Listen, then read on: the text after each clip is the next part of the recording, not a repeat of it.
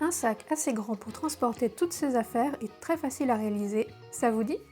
Dans cette vidéo, je vous explique comment construire votre patronage et coudre ce modèle très sympa que l'on connaît sous le nom de sac origami. Et en plus, il est réversible. Pour commencer, il faut créer le patronage.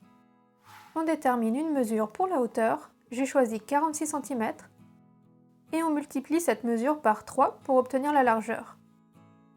J'ai donc un rectangle de 138 cm sur 46. On ajoute 2 crans en haut en divisant la largeur par 3 et on fait pareil en bas.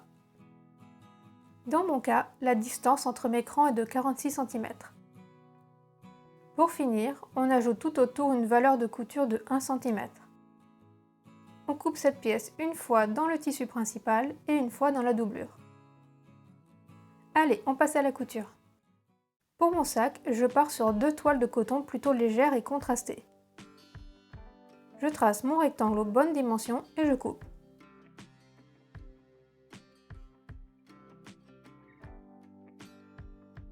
Je marque bien l'écran sur mon tissu, c'est très important pour la suite. Je plie un côté du rectangle au niveau des crans.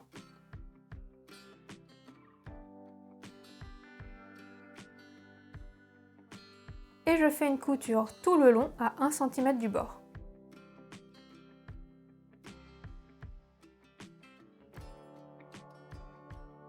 Je fais de même de l'autre côté.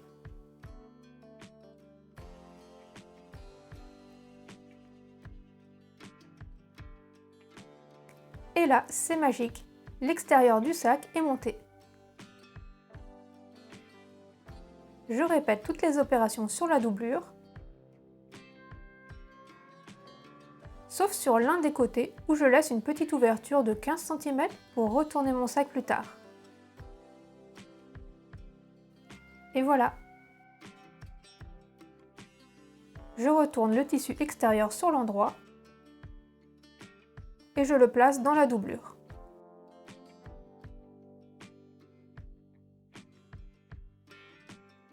J'épingle les deux pièces ensemble et j'assemble tout le long à 1 cm du bord.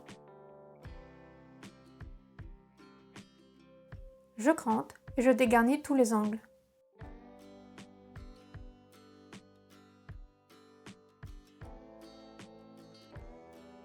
Je retourne mon sac par l'ouverture que j'avais laissée dans la doublure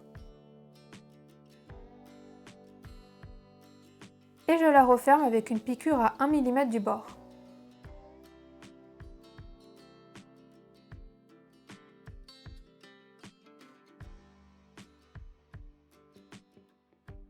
Pour finir, je fais une surpiqûre tout le long à 5 mm du bord.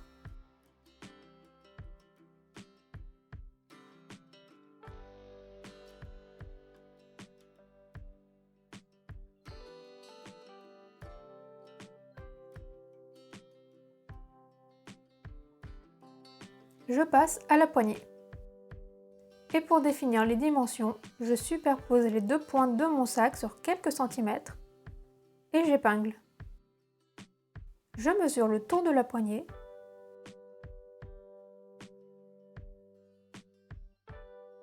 et la longueur que je veux lui donner.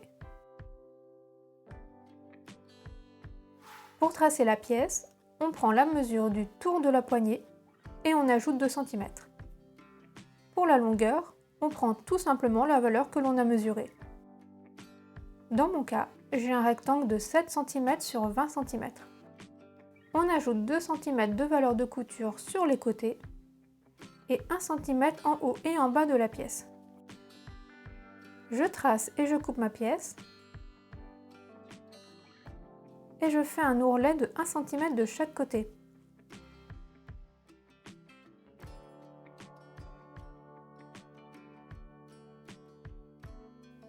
Je plie ma pièce en deux et je pique à 1 cm tout du long.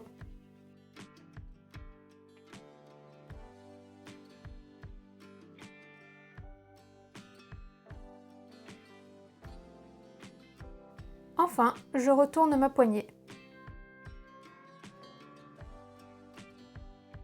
À l'aide d'une épingle à nourrice, j'insère la pointe du sac dans la poignée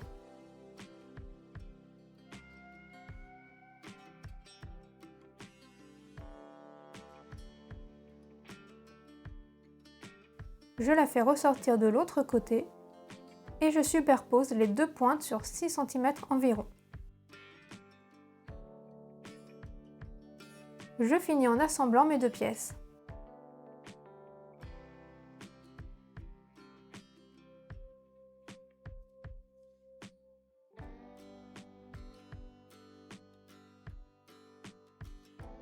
Je place ma poignée au centre.